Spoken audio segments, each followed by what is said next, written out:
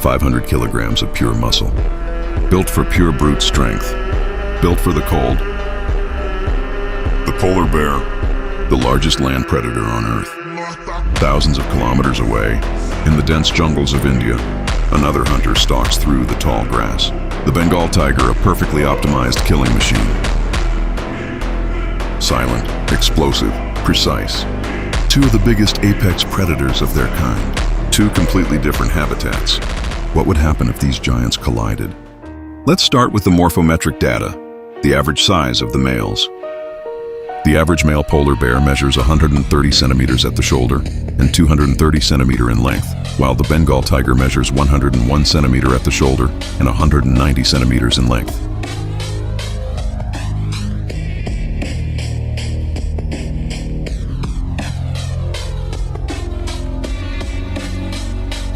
The weight of the polar bear, according to the study, ranges from 400 kilos to 600 kilos for male polar bears, with some outliers reaching 800 kilos.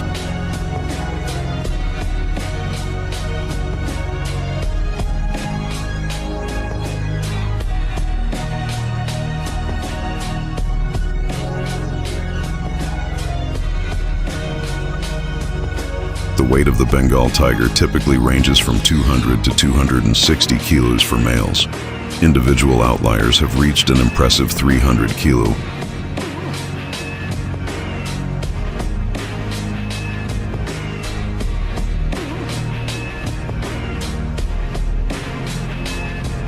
In the following, we will examine the morphological differences to compare the biomechanical capabilities of the Bengal tiger and the polar bear. This analysis uses a series of postcranial morphological indexes. These indexes are not raw measurements, but dimensionless ratios derived from absolute skeletal measurements by expressing one anatomical measurement relative to another. For example, bone diameter relative to bone length. Differences in overall body size are controlled for, allowing meaningful proportional comparisons between species of different mass. Each index reflects a specific functional or mechanical aspect of the forelimb or axial skeleton, such as muscle leverage, bone strength, joint stability, mobility, or force production, rather than simply indicating which animal is bigger. These ratios help reveal how each species is structurally, built and mechanically specialized. Scapula width index. Higher score indicates greater relative size of surface area for attachment of muscles involved in stabilizing the shoulder joint during arm movements. Edge polar bear. Scapula length index. Higher index means greater range of motion and potentially improved acceleration mechanics. Tiger edges. SMI. Deltopectoral crest length divided by humerus length. Higher score displays greater mechanical advantage of deltoid and pectoral muscles at the shoulder joint. Edge polar bear. HRI. It is humerus mediolateral diameter at mid-shaft humerus length. Robust forelimb bones protect the animal from violent stresses during grappling. Edge, polar bear.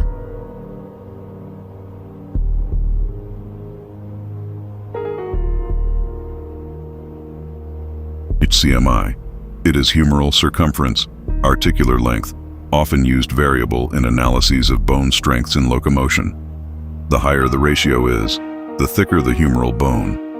Edge, polar bear. The HEI index measures the relative size of wrist stabilizing muscles, and well as several grasping muscles in area which facilitate prey grasping. These muscles also likely help stability, pushing, and agility when legs are on ground. Edge, polar bear. HCI. This is a measure of the humerus joint surface size near elbow. Higher scores indicate greater forearm stability during grappling, and also likely when feet are on ground during a struggle, as well as an increased ability to better distribute large loads. Edge, polar bear. Brachial index. This measures radius, length, humerus length. Lower scores in this ratio indicate greater forelimb muscle mechanical advantage and results in stronger muscles, all else being equal. Edge, polar bear. Forelimb proportion. Higher score indicates greater degree of morphological specialization for producing large outforces in the forelimb. Edge, polar bear. OI. This metrics estimates tricep muscle strength. High values indicate greater ability to push with arms. This helps a grappling cat hold prey. Higher values may indicate greater stability and ability to change direction in a fight, as well as greater relative mechanical advantage of the triceps brachii and dorsipetrocleiris muscles used in elbow extension. While the relative advantage is slightly lower, the immense absolute size and muscle mass of the polar bear provide overpowering absolute pushing force, crucial for heavy struggles, providing dominant stability. The tiger edges relatively. Ura. This measures ulna anteroposterior diameter at midshaft divided by ulna length. As mentioned above for humerus and radius robusticity, a robust ulna resists stresses on bones during fights and increases resistance to bites to the forelimb. Edge. Polar bear. This measures radius mediolateral diameter at midshaft divided by radius length.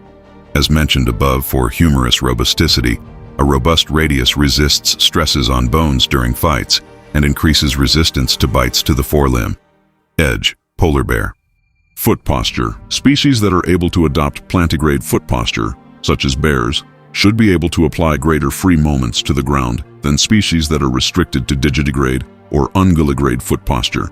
Relative to digitigrade foot posture, plantigrade posture improves performance in lateral striking, lateral pushing, downward striking, forward pushing, and rearward pulling. Edge. Polar bear. As shown by the majority of the measured ratios, the polar bear outperforms the tiger in most structural categories.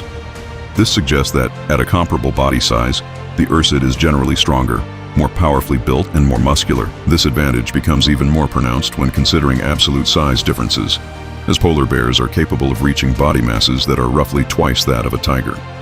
Compared to the tiger, the polar bear exhibits a proportionally longer thoracic region and a shorter lumbar region, as reflected by its negative PPC-1 score. This suggests that tigers likely possess a more flexible spine due to their relatively greater lumbar length in relation to total thoracolumbar length. In contrast, the polar bear's comparatively shorter lumbar section indicates a stiffer and more robust back structure, emphasizing strength and stability over flexibility. A stiff back also increases the mechanical advantage of the back muscles and further enhances the forelimbs. Polar bears would generally possess stronger forelimbs and backs than tigers of the same body weight. So with their additional size advantage, the bears would be even more powerful. Their greater size and strength would clearly make the polar bear more durable. In this study, the robustness of bears compared to other carnivores is reflected.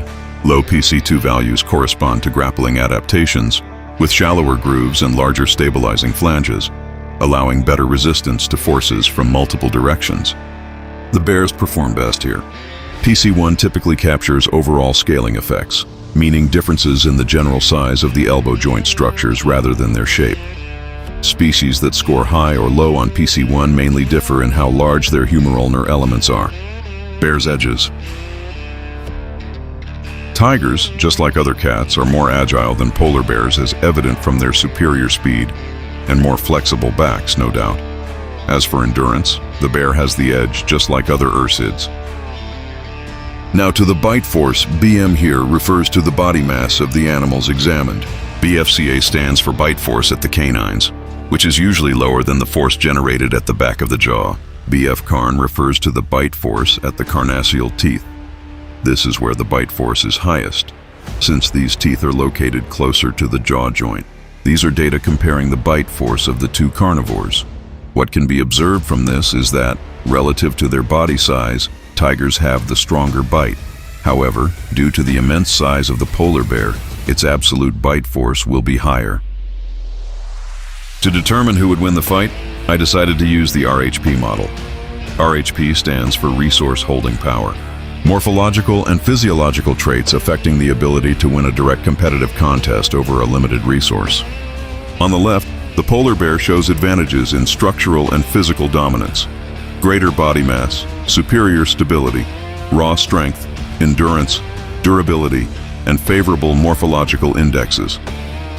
The tiger excels in offensive and dynamic combat traits. Weapons such as teeth and bite force, agility, precision, speed, and fight experience.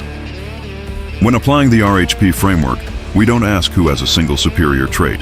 We evaluate which animal has the higher overall capacity to dominate and sustain escalation in a direct confrontation. Under neutral frontal conditions without environmental advantages or surprise factors, the polar bear demonstrates the higher overall resource holding potential. This does not mean a guaranteed victory. It means a higher statistical probability of winning under the defined conditions.